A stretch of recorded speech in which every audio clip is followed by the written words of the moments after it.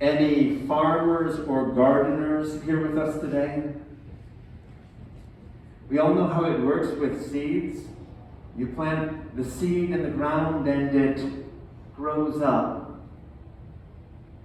And we enjoy those flowers, those shrubs, but then winter storms come, and what happens?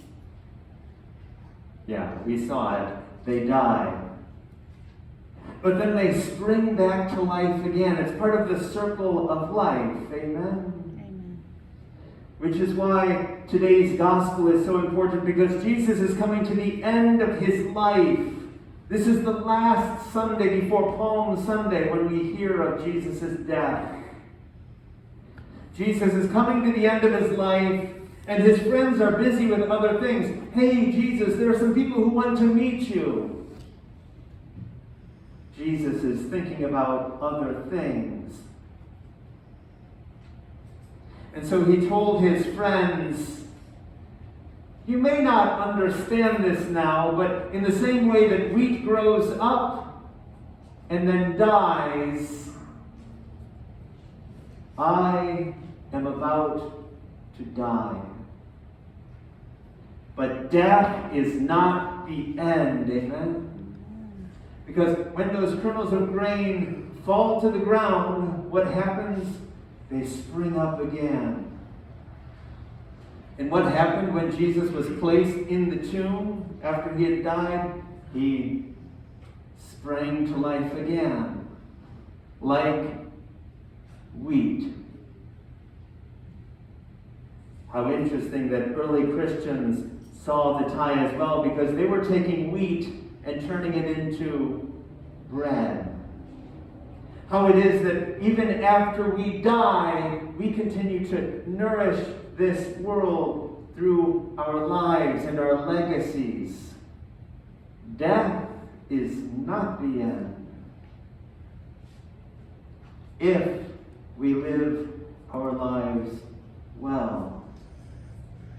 Jesus tells us essentially when the grain of wheat falls to the ground, it springs back to life again. When we die, we rise again. In science, we say everything that goes up has to come down again. What goes up must come down. But as Christians and as Catholics, we say whatever goes down in death comes back up in life. Sisters and brothers, we have only 1 week left before Holy Week. Next Sunday we celebrate Palm Sunday. Next Sunday we hear of Jesus' triumphant entry into Jerusalem and of his suffering and death.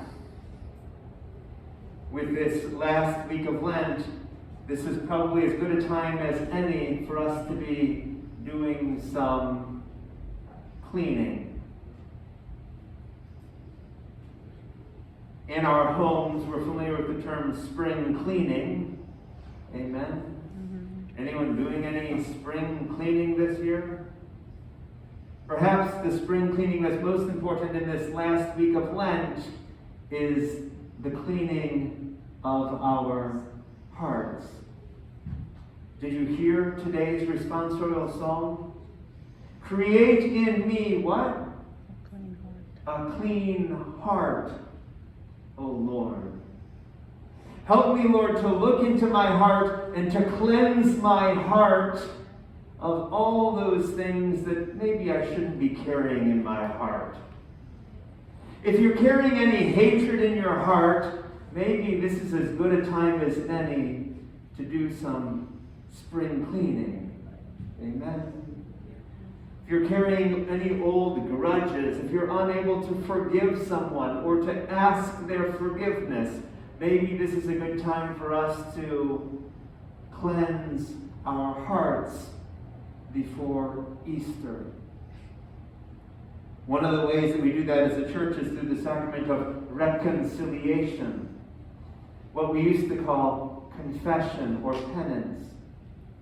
Reconciliation is for us a time to cleanse our hearts so that we can keep going forward, growing in our relationship with God and with those around us, and celebrating the life that we celebrate at Easter. Sisters and brothers, let's take advantage of these last 2 weeks before Easter to cleanse our hearts and to prepare for life.